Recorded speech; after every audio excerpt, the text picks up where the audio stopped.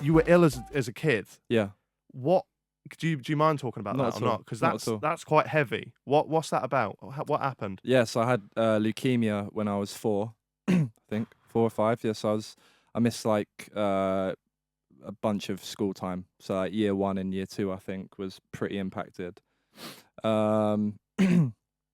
It was it's one of those ones where I can only remember the bad stuff Right. because like most of it was bad, but like you only remember the bits that were like really bad. So When obviously you're quite young, was Yeah. you aware of the gravity of what you were going through? So how it started, or how I was ill for weeks, and I went to the GP a number of times, and they just sent me home with like flu or something. I don't know. That's such a running theme, isn't it? Yeah. That is such a running It was theme. unfortunate because I was Misdiagnosis. legitimately dying.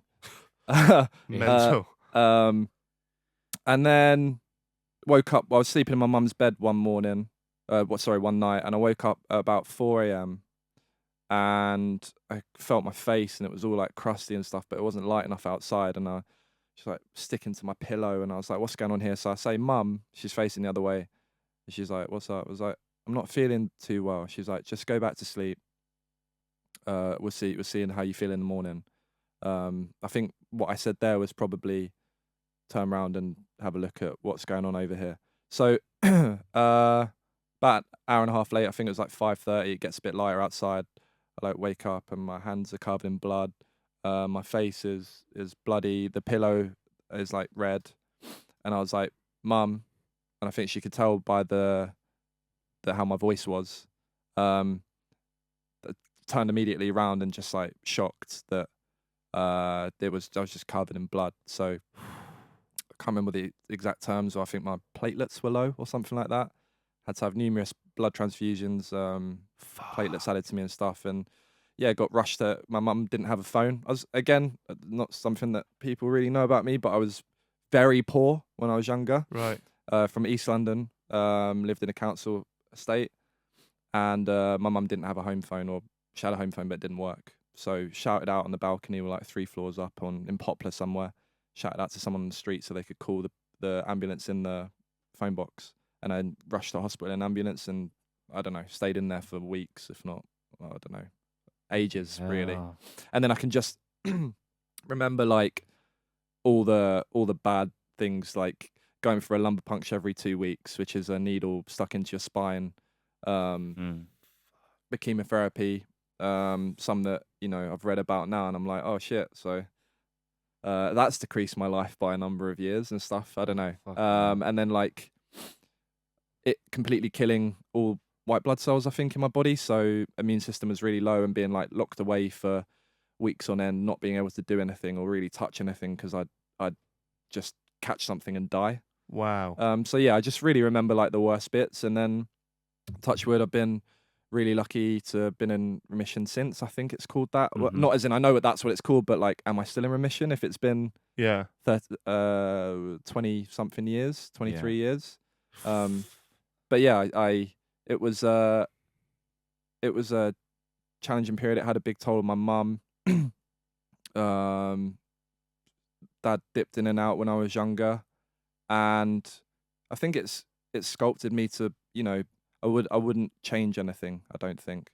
I take all of my past experiences that have happened to me, and I wouldn't change a thing, because like sitting here right now and I'm quite healthy at the moment, and lucky to be here in an amazing opportunity and being able to pay for my mum and dad and stuff. So yeah. Well, that's pretty much answered my next question. I was going to say, do you think going through something like that gives you more of an appreciation on life than perhaps the average man or woman has?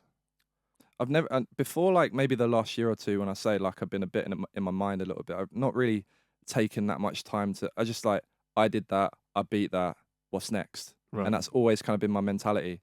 To give you like a slight example, I went to a school in East London, and then my mum searched every single boarding school in the country, had no money. What ones could I get in for free? And she found 2 or 3, and she was like, what's this one? This one in West Sussex. How do we get into this? Oh, we need to be part of this company in London that will pay for your education. We go to them. They're the ironmongers of London. So I'm an ironmonger. I can take like a sheep or a goat across London Tower Bridge, because I'm one of those like I think I can do that anyway. I'm Yeah. part of I don't know what they're called. You know, you got like ironmongers, blacksmiths, Yeah. blah blah blah blah Yeah, blah. my friend's one. I can't remember what they're called now. Yeah, Yeah.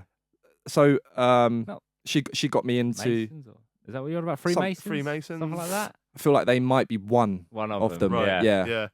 So you're going to be taking a sheep across the bridge. Vic Star's going to have his duck. Yeah. So I